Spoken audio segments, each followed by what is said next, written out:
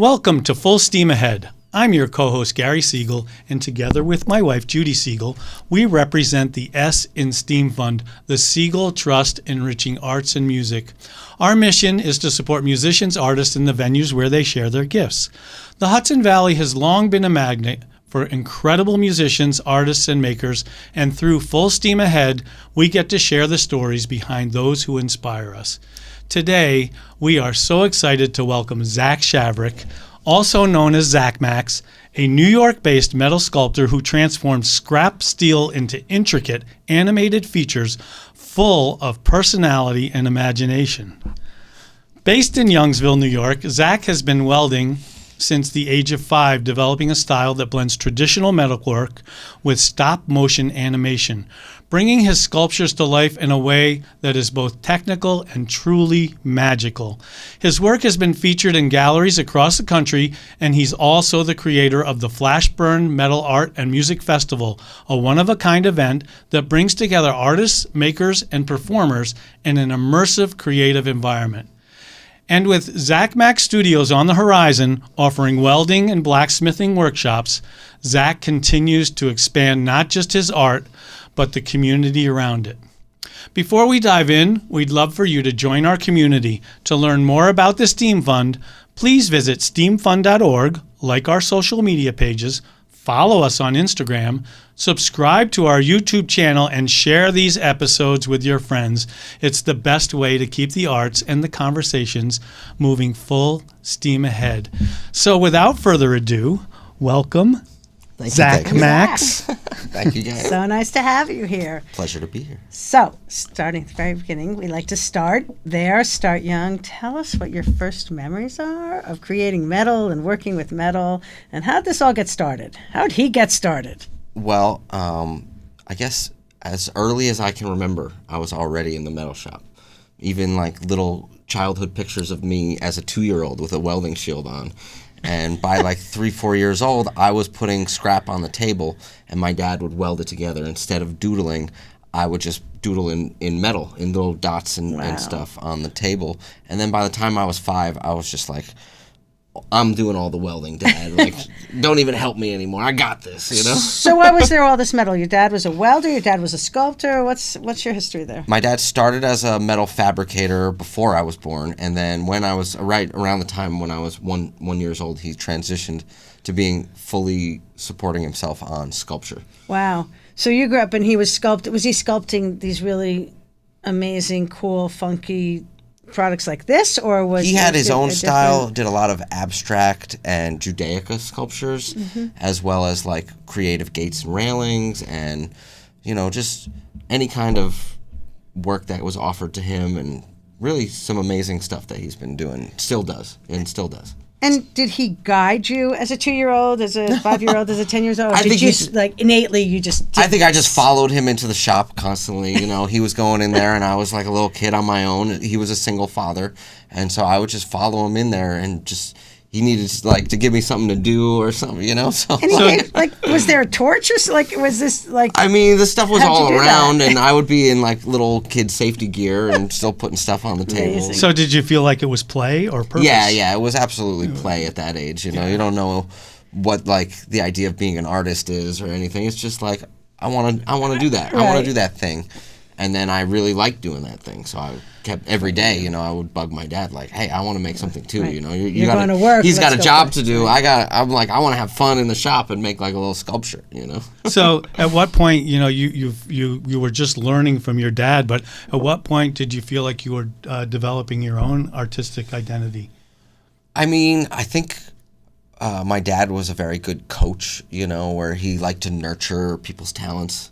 That was always something that was like one of his specialties. So as soon as he saw that I had the propensity for the metalwork, he was just like really, really fostering it. And I also really got excited by art. So like as a little kid, I would see pop artists and like lowbrow art and all these different and comic books and all these like things, and I would be like, I want to make that, and so you did. So I'd go and make like a version of it and constantly be doing that. And so I think it didn't take long before I felt like, okay, I'm a my own artist, and I'm like, I have my own style.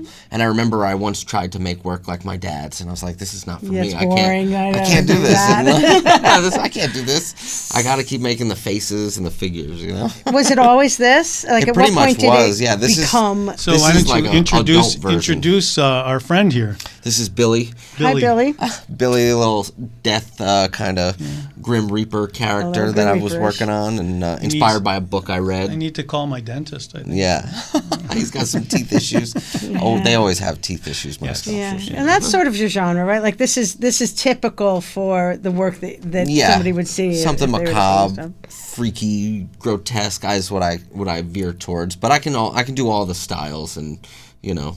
Why? Why? Monsters. It's what I love. I don't know. It's like if you have the choice of making your own art, you know, you kind of gravitate towards something. And for me, that's like growing up with Spawn comic books and cartoons on TV and video games with monsters in it. That was like the stuff I really loved. And you know, they're like the protector demons. They're not like your enemy, like things that I'm afraid of that I'm making to like get my fears out. They're more like my buddies, you know. They're evil and grotesque, but like in a fun way. And you take like metal, like what did this start out as? So this is lots and lots of little pieces welded together, and then you know I kind of make it seem like it's cast or molded, but it's actually welded and then cut away, and then welded and then cut away. So let's talk about that. Where do you get your scrap metal? I mean, is it just you know, where do you get it? I mean, scrap metal is everywhere. It's kind of one of those things that's hard to get rid of if you have too much on your property, you know? So, like, a lot of times people will just be like, hey, Take it. come, I got a bucket full of horseshoes, or I got, like, all these old rusty nails. Like, I don't You know. like them? We have them. Yeah, I'll take those things. And on top of that, my main suppliers, like, when I was growing up, we used to have this place called Breakwell Steel, where the owners kind of liked that we would come in and take their scrap and use it for sculptures.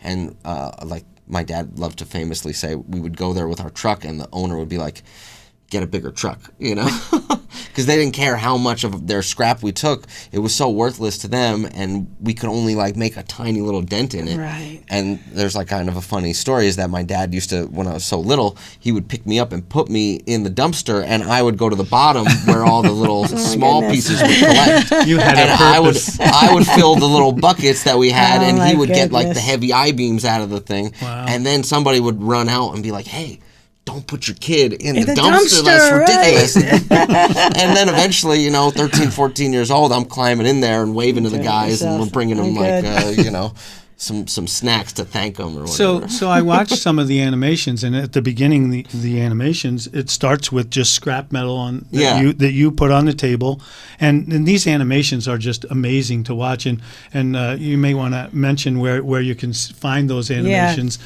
So much fun to so, watch. so that the viewers and the listeners can go to the website. Is it Zacmax? Yeah, Zacmax.com has all that, and YouTube.com/Zacmax. Those are the two. ZACMAX, exactly. Yeah. So you start with the scrap metal on the table, and then I like to give a little origin story to the sculptures, you know, because I'm making it on the spot, so I kind of need all that stuff there. So I kind of start with like a little fun animation with the scrap, or maybe a cleaning sequence, because the table is always a mess. So if I just keep taking things away, you kind of get a little stop motion action going on. And this is an animation like Bugs Bunny. This is animation like These just speeding characters, things right. up and movement of what you have to do to be able to create. There's a lot of Billy. fire involved, and a lot of heat, and it's a very rigorous and difficult process, and I only get to do it when I have like a perfect window of time where I'm not super busy with something else, and I can like dedicate shop space to it, and like, but I've got more potential for really building a space for it now, which is really exciting for me. So do you create a drawing of what you want to do first, or does it just evolve? Only when I'm being commissioned. If I'm being commissioned and people need drawings in order to like help them through the process, then I'm happy to come up with drawings for them. And that can sometimes take me almost as long as the sculpting process. If I want to get it, like if they really need like a super detailed drawing and they want it just right and they want options to choose from, that can take me a while. And then the sculpting process for me is generally very like organic, you know, like I'll have like a big pile of scrap, and if I don't have like a plan, like a commission or whatever, I'll kind of start formulating an idea, sometimes even into the sculpt. So I'll just let the pieces kind of weld themselves together, formulate like an oddball shape, start cutting into the shape and be like, oh, maybe that's my head, or maybe that's a torso. And like I want it to be a little bit abnormal, you know. I'm kind of embracing all those kind of accidents. Maybe that's what we should name him, Abby Normal. Abby Normal. That's the next one. So, like, and then do you, like, take heat to make these, like, folds in a piece of metal? Is that what happens there? So this is, like, what I use is small, thin lines of metal. Sometimes I'll take welding rods and I'll break the slag off of them and use just the wire inside, so it's like thick wire, and I'll build up and I'll use the weld to build up, and then if I don't like it, I'll cut it out with a torch and just kind of keep doing that over and this Awesome. is the basis of it is usually like 2 by 2 inch square pieces of metal that I'll cut on a shear to make like a whole bucket full of little squares, and then I'll use those squares to make my shapes, or And triangles, or whatever shape I What's get. the biggest one you've ever done? I think the one I did that was at Sam's Towing in Liberty, New York for a year or so.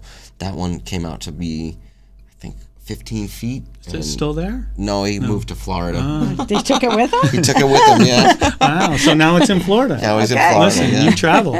Yeah, and then the one I built another one in Chester, New York for Breakwell Steel, where I used to dive in their dumpsters, and the name of the sculpture is the Dumpster Divers, based pretty much on that whole existence. That's great. And it's got I think it's like a 13-foot dumpster that the fabrication company actually built for me to spec, and then it's got 13 sculptures coming out of it, each Awesome. with something connected to the metalworking industry. So, in terms of your welding, is this just something that you innately learned from the time you were 5 years old, or did you take courses? I mean, people become welders, and there's trade school course of study that goes programs with that. that they become welders. How did you evolve with that? Yeah, I mean, it wasn't long into welding that my dad would actually farm out some of his welding work to me and be like, I gotta weld up this railing, and you're here, so So you have Get to work, son. You have the dad diploma. yeah, exactly. I did go to college for art, and I took welding classes, but they kind of tested me on how well I could weld, and pretty much were like, okay, so you can be like a shop assistant instead of like Right. starting off in the basic classes. So I ended up kind of helping out around the metal shop at school, which was You great. didn't learn from them. You learned some from them, but you didn't get your base education Well, from them. welding has there's 3 main types of welding. There's more than 3. There's the 3 most common, which is MIG, TIG, and stick. And stick welding is what I grew up with. It's a bit more basic, and I did that most of my early life. And then when I got to college, they said, okay, well, can you MIG weld? And I knew how to MIG weld, but it wasn't something that we had at home. So they tested me on it, and I didn't turn the gas on, and I didn't turn like the right settings on. They're like, excuse you. And what is MIG? What is So MIG welding? welding is what all I do now. It's where you press a trigger and a spool of wire is just ran through a conduit to the end, and that completes your circuit. So you have like a ground clamp and your welding end, and when they meet and you're active, it forms liquid metal. Wow. And it's Okay. just a spool of wire coming out. So MIG welding is almost like hot gluing. You have the hot glue that just feeds in, but imagine that was like connected to an infinite roll Okay. of wire. And smaller. Very So- technical. yeah, I'm trying to give you the non-technical Please, 'cause explanation. I With the know equipment nothing. in front of you, it all makes a little bit more sense. But trying to be, but stick welding is the classic, like the electrodes. You got like they say it like burns down like a cigarette. You get like a bar of And then it just gets smaller. yeah, it gets smaller and smaller, and then when it's too small, you throw away the end and you take another one, and that's like the classic stick welding that all the, the bridges and So, right, the that's not I-beams. done necessarily for art as much as for. It was, and it is structure. still, absolutely. It's whatever, people can do whatever they want with any of the methods. I like MIG because it builds up very quickly. You can lay a lot of stuff down fast, and it doesn't have what's called slag. So the stick welding leaves a residue on top of it that you actually chip off, and that's your protective layer. Whereas with MIG welding, it's actually a cone of gas that is flowing through your welding gun that blocks oxygen from interacting with the liquid metal, because liquid metal and oxygen don't go well. And what makes it so shiny? Does it have a coating on it? It's got a polyurethane coating on it, yeah. And I wire brush it to clean it and grind it. And So a sculptor like Billy here, how long did it take you to make Billy? He was a pretty busy 2 weeks. So, doing other stuff, but still focusing here and there on him for good periods of time, and, with other stuff on the table. And can you take us through the process of even just specifically Billy? Like, were there times where you went back and changed things, or was it just from Do you have a from vision? toe to head, Right. or I mean, I think early on I made the skull face, and I was like, okay, I haven't ever done like a Grim Reaper, which in this size and scale. So I was like, I want to make a really like flowing robe. I want to practice my cloth a little bit. And I had just read a really interesting book at the time, which had this character, Billy, in it, who was like he was the Grim Reaper also. And he was a very interesting character. It was called the Einstein intersection, if anyone's wondering. So I read that book, and I was like, wow, this is like a cool character. And I kind of wanted to make my envision creation of it. E equals MC squared? Is Yeah, that- something like that. It got there. And so I just, because I know that we'll move on, and I just want to kind of ask you this. So you grew up in rural New York, Sullivan County, New York mostly. Do you feel like that had any influence one way or the other, being near New York City, being in the country, other than your father's piece to that, which could have happened in Iowa or anywhere? Like, what role did being in rural New York play, if any, in sort of how you got to where you are? Well, I would say there's that aspect of being kind of isolated with an art shop right next to you that put me in like this constant production mode, which is definitely something that I equate to being up here. And then I'm always inspired by like nature and the animals and the creatures around me, so I love that. And I was also growing up 2 hours from the city, like you said, and I had a very strong connection to the city, where it wasn't just like I was always up here. We would go to see gallery shows in the city, and my parents were split, so my mom lived in Queens or Manhattan most of my upbringing, so I would spend weekends in the city, and then try and have that as like something that made a very significant impression on me. So you got the exposure of the art in Manhattan, and you got the rural country vibe too. And was all of that? Do you feel like any of that played an influence, or all of that played an influence, or really it was just your dad's stuff? No, for sure. It was a mixture of everything. I even ended up getting a mentor when I was about 12 years old. There was a sculptor in the city whose work I loved. I was obsessed with his sculpture. And that was another thing. I would become obsessed with artists like Kenny Scharf and this guy, J.J. Veronis, and just different artists throughout history that I really like, most of them living. Okay. And then when they would have a show, I would be like, we gotta go see this show. And so when I was 7 years old, I went to a Kenny Scharf exhibit, and I met Kenny Scharf, and I got him to like sign my little drawing book, and like that was like a celebrity to me. Kind of amazing. Like, yeah. Most kids are playing tag, right? And you're out there like. And it was nice because my dad didn't really care if I missed school, so it'd be like, okay, there's a gallery show on a Wednesday in Soho.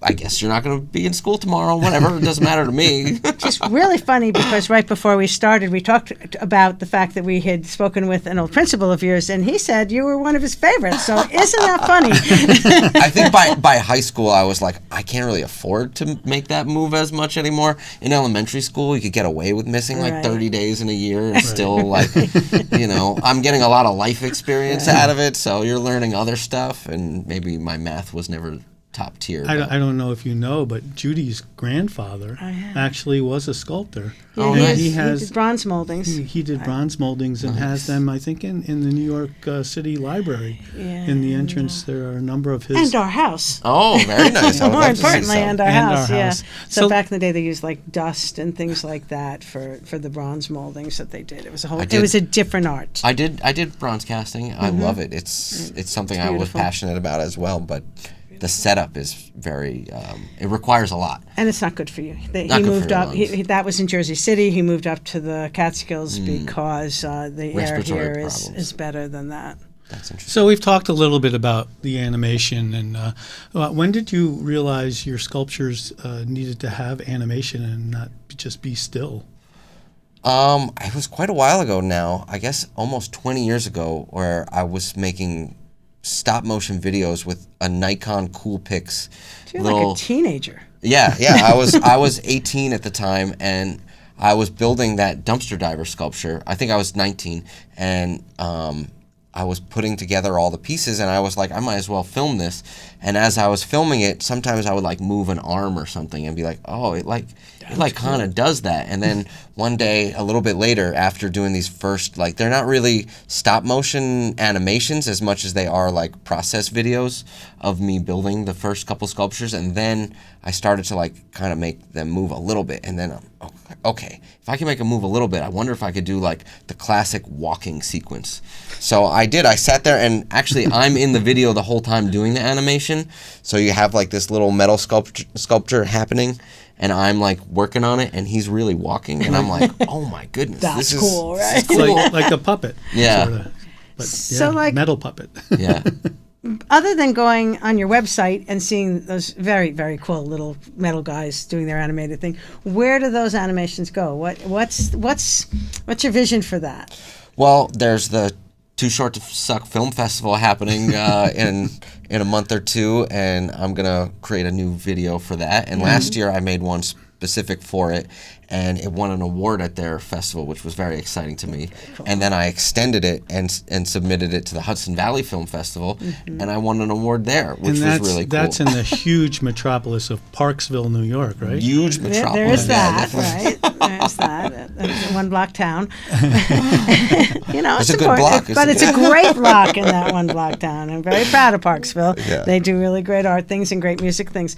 But do they have stories? Is that the vision? Like what? For my what's the deal? I even have like a whole feature length movie Really? planned.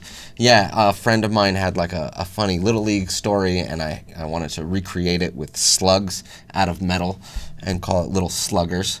And it's based on a true story, and that's something I'd like to do. But you need time and a team around it to really make that happen. So mostly right now they're all experimental, like just have fun and put an animation out as much as I can. And sometimes I'll storyboard them a little bit. I've got quite a few out there that I've made, and some are like with plot, and some are just random, and some have like a lot of. I try and get comedy in there always. I always want the stuff to be funny if possible. 'Cause Yeah, a little slapstick. Some Three Stooges action going on. I mean, I love that. And a lot of times my characters will get hurt or fall off something, But then they'll be fine. Come back. They'll come back. They're made out of metal. They're okay. Usually they're they're... animations. Yeah. You can do anything you want. So as you do these animations, have you finished one and said, "Oh, this is really something special," or is that the norm, or is it? It's a mix. Sometimes I'm like, this one's mediocre, or I'll work on something like a really long time, and it'll be like, I think I nailed it here, and then it doesn't do as well as I think it would. And then sometimes I'll make one quickly. Like I think one of my most popular ones I made in 2 days, and it's a 30-second one, which is pretty good for 2 days to get 30 seconds. That's rare, but things were kind of flowing, and like I did it a little differently than usual. And this is still quite a ways back, but it was quick, and it was like concise, but it had like a little bit of rhythm to it, and the music went right with it, and it killed, it did really well. People were like really excited about it and sharing it online. It had like a little bit of viral potential. It's so fun. that was nice. So what do you think is the hardest part of what you do? I don't mean physically hard, mentally, maybe physically too. Like what's the challenge? I guess as I'm getting older, my speed of like coming up with the creations and acting them out, or not acting, just creating them, isn't what it used to be. Just because I'm not that young, and now life kind of takes over a lot. So it used to be where I'd just be in the shop for hours and hours and hours every day, and that was my only focus. And hopefully I can get back to that a little bit more, but. We've been in the process of building a new shop, and, in order to build the new shop, you got to work extra jobs to make that work. And so it's been like a little bit of a juggle. And I guess in the midst of juggling everything, trying to be a productive sculptor sometimes doesn't stay as, I don't know. You follow what I'm saying. Sure. So I was going to say, let's talk about the shop then. Oh, yeah. Tell us about the shop. What are your plans? What's your dream there?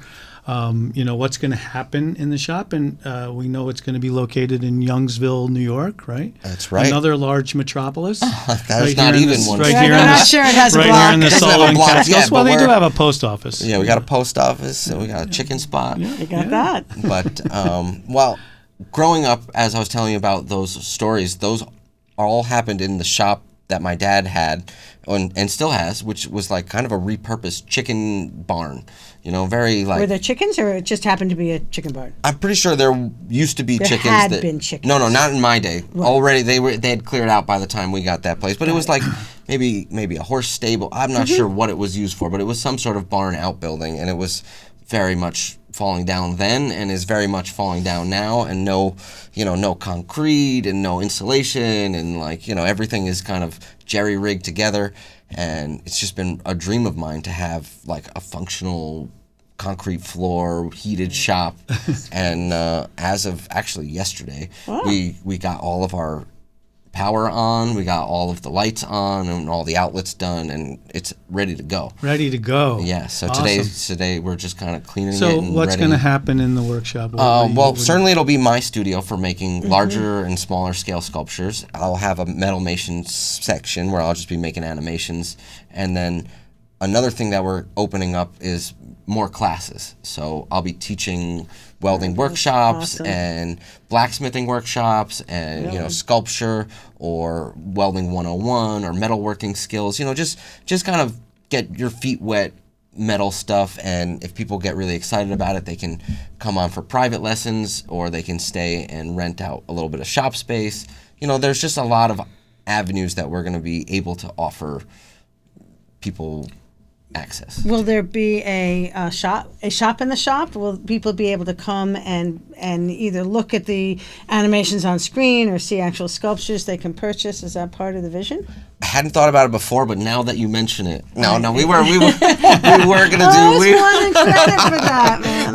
We were planning on a gallery, but I didn't think about like having the animations playing and things like that. that'd That's be a great fun. I'd idea. love to Yeah. come see that. Yeah, so we're The Zacmax Museum. Yeah. yeah. And I think, they were just so much fun to watch, even, the brief time I did in my house. I think it would be fun to see a whole series of them and, to understand what the process and the story is. You could do great things with that. I can't wait. I'm about to embark on a new one, the first animation in the new shop, so I'm like really excited for that. That's Very gonna be cool. good.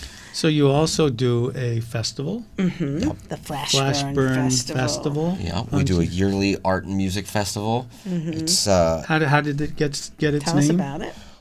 we needed to make some money Flashburn. one year. It was about 17 years ago. My dad and I were like, we gotta drum up some have to sales. Yeah, but we were like, well, maybe we just do our own show, because we were kind of getting tired of like galleries who take like a big portion, and you don't always guarantee a sale at the gallery. And so we were like, well, we're not guaranteed a sale anyway. We might as well put it on ourselves. So we put on this kind of small party, and we invited people to come to see the work, and we had music, and it was more like a small little art show, and it went over well, and people liked it. So we did it again, and then we got some bands this time, and people were like, okay. And so we just kept doing it, and it got bigger, and it's never been really big. So it's still kind of a small event, but it's a lot of fun. Not and quite as big as Woodstock. Not there, no. But there's potential. You have yeah, time. yeah. It's like that grassroots kind of like feel like you're at the start of something, even though it's been going on for 20 years. And Flashburn is a style of welding. Is that? It's actually it's the affliction. It's what happens if you stare at the weld. You know, it's a problem. Oh, you get You get a flashburn because the weld is so bright. It's like staring at the sun, but it's actually more concentrated. It's so you worse get for you. trails and little black dots in your eyes. Well, you will get that, and that's not really a problem. Like, you get that for a second, and then you like kind of stutter, and you're like, okay, but then you're fine. The problem is later that evening, what you've done is you've gotten yourself like a really bad sunburn on your eyelids and your eyes, and so you'll wake up at 3 o'clock in the morning, and you won't be able to open your eyes, and you'll be like, it feels like somebody threw sand in your eyes, and it's salt. It's like So really. how do you protect yourself? Well, you wear a welding shield, and you don't look at the actual arc. You never look at the arc unless you're behind the shield. Is there a long-term negative health effect from any of this? Not obviously from flash burns if you did that all the time, but in general? Well, my dad has become more sensitive to the flash burn because he wasn't always as safety aware, and he made me be very safety conscious. So I've pretty much never had more than one or two, you know, and they were minor. And he gets them very easily and quickly because he's been so exposed to it. But, you know, you got to be aware of respiratory issues with fumes. You got to be careful about, you know, obviously sparks and fire and heavy things falling on you. So there's the usual pratfalls of metalwork that are all tied in. Very bad industry for me. I could never be careful enough. Something bad would happen. But I mean, I just spent the last couple of days doing electrical and helping my electrician finish up the shop, and I've never gotten more cuts and bruises in 2 days than I did just trying to like and that's an electrician. wire up some little outlets and stuff. Like my hands are bleeding. It's terrible. So Zacmax has become much more than your name, which from what I understand is your name, Zacmax. That's right. We have a Max, so I really love that. What does that mean to you? What does Zacmax represent in your mind? Well, I guess like a lot of people, I'm just trying to contribute something meaningful to the world in some way, and I want to do something unique, and I've kind of been given a unique opportunity to have done this one thing very seriously my entire life. So I think it kind of behooves me to like put it out there to people, you know, like even, you know, whatever I can do to contribute something interesting to people's lives is worth it. And I have to tell you, like I know that in Rock Hill, New York, exit 109 off Route 17, there's this amazing 12 foot. It must be. You said 15 feet is your biggest. So so he's close though. He's like 12 and a half, and 13 this feet. is very funky sculpture that I see regularly, and we do see Zacmax sculptures floating around Sullivan County. What's the farthest, other than maybe Florida, that you have landed? Well, I've sent sculptures to I think like 30 countries. Wow. Or more. I had this big Kickstarter program where people sent me pictures, and I made a sculpture of each picture, and then, you know, they were all over the world, and I did 120 of those different sculptures based on people's pictures. Have you made a map of where all your sculptures are? Maybe that's something. You can No, put it in I your should. studio, right? People Little can pins. go on the Zacmax tour. My wife and I built an 11-footer in Israel. We have an 11-footer in the south of Israel. Very, very cool. So you're around. So long after Zacmax They will last beyond me. Yeah. There will be some remnants monsters. of you, monsters all over the world. In perpetuity. That's right. So, and I'm sorry, but what would so when you think about people like me or anybody like looking at these sculptures and admiring them, what's your hope? What do you wish that they would say the wow about? Like, damn, that's cool. Okay, because it is. They are so cool. I mean, I guess I want people to enjoy them, but I understand when they don't. So it doesn't actually bother me if they don't like it, because I'm just making what I think is like the coolest possible thing that I can make for my mind. And I do want to keep advancing that and improving that and making it more interesting to people. But if they don't like it, then that's not a problem to me. And if they really like it, or they want to learn how to do it, or they are inspired by it in some way that like people individually are putting this kind of art out in the world, well, what more can I ask for? Well, so when I see these, I say they are cool. And I think they're even more cool to me because of hearing the whole process and what goes into creating these amazing pieces of art. artwork and Out of metal, out of scrap metal. Yeah. Right. Yeah, I think a lot of people kind of gloss over all the process behind it, and they're like, "Oh, that's a cool thing." Like, I bet that was like real easy to do. Yeah, that you know? was cool. Listen, And you're we're gonna go helping have the lunch. environment too by getting all Yeah. that scrap Yeah, metal yeah, out a of it. lot of recycle. Reduce, reuse, recycle. You know, you're Absolutely. part of the solution. So I will take your junk. Car. So 5-10 years down the road, where do you see Zacmax?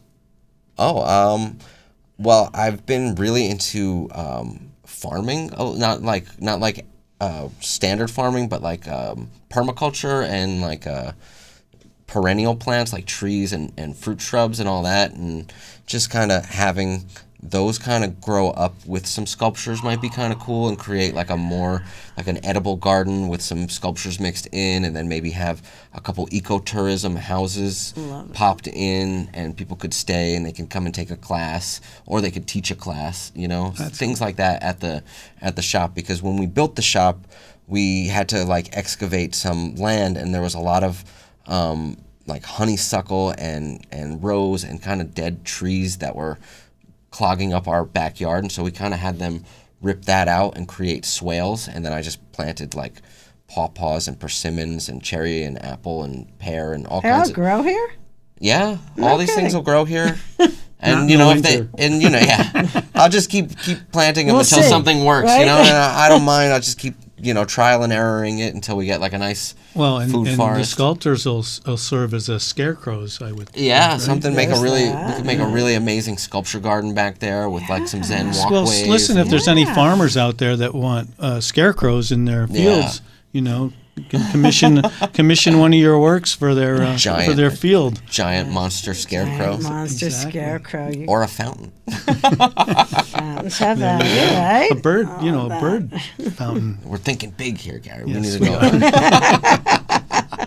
So when you say 5 to 10 years like that idea of like trees and sculptures and bushes and all of that sounds really attractive to me. Like I can imagine people kind of just visiting Yeah. and viewing. Exactly. I actually love sculptures. I'm not a real I've never been really able to enjoy visual art, painting and things. I tried to, and it hasn't ever really grabbed me. But sculptures somehow they have a personality, and I love to just sort of wonder who that guy is, in its own right. So Well, I think like to it's give them a lot of important. personality. I think that's like important. Yeah, they do. Each one's got usually Yeah. just like a pretty generic human name. Billy. Billy and Eric's and Jerry's. Okay, so go ahead. I'm thinking that we're heading towards like, wow, how do we find you and Yeah. and how do people embrace what you do and buy what you do and commission what you do? Where can they go? Well, Zacmax.com has most of the information. My Instagram is the most updated, and that's at Zac.max, ZAC.max. My YouTube has most of my animations, but I'm generally pretty bad at updating all of the things, just like most artists. But I'm getting better, and with the new shop, there'll be additional websites coming, and Instagram will keep everybody kind of apprised of anything that I'm doing. And for somebody like me, just going on any of those sites and just sort of peeking at those animations, it's just fun. It doesn't really have to be a current one. It could be something that you did a year or two ago. It doesn't affect anything other than the wow factor of this is just so cute. These little metal things are running all over the screen. They're great. Thank you. Well, so listen, this has been an inspiring conversation, fascinating process. It's been fun for me. Your ability to take something as raw and industrial as scrap metal and then make it come alive is just amazing. So we are so grateful to have you here and to speak with you and to help you tell your story. And that's really what Full Steam Ahead is all about. So thanks, Well, thanks it's been for being here. an absolute pleasure and a lot of fun talking to you Excited guys. to see where this all goes, and I'm excited to give you some nails and some screws. Yeah. Come Come take a welding class at Zacmax Zacmax Studios in Youngsville, New York. Seriously could happen, Zach. Don't be surprised. And Good. and I love seeing everything you do. And just even that we went to an establishment recently and saw these little bottle openers against the wall. That you created. And the things that you do are really fun, and I think people should check out your website just for the fun of it, and maybe they'll What get is hooked. it?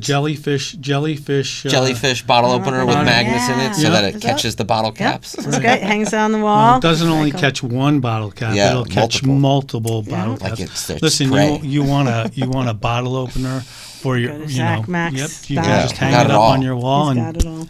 From the littlest stuff for $20 all the way up to All the way up. $20,000 giant sculptures. There you or, go. Or And more. I would encourage anybody listening to just check it out. or you because want it's to fun.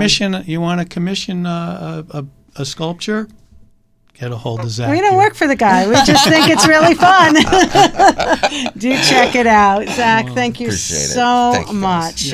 It was great. So once again, for our listeners and viewers, we encourage you to check out Zach at zacmax.com, where you can access his galleries, animations, upcoming workshops, info about the Flashburn Art Festival, photos, and contact information.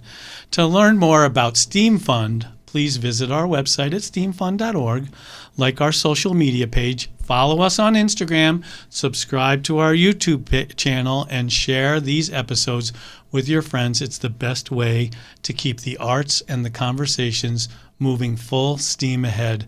Thanks so much for tuning in, and we'll see you next time on Full Steam Ahead. Thank you.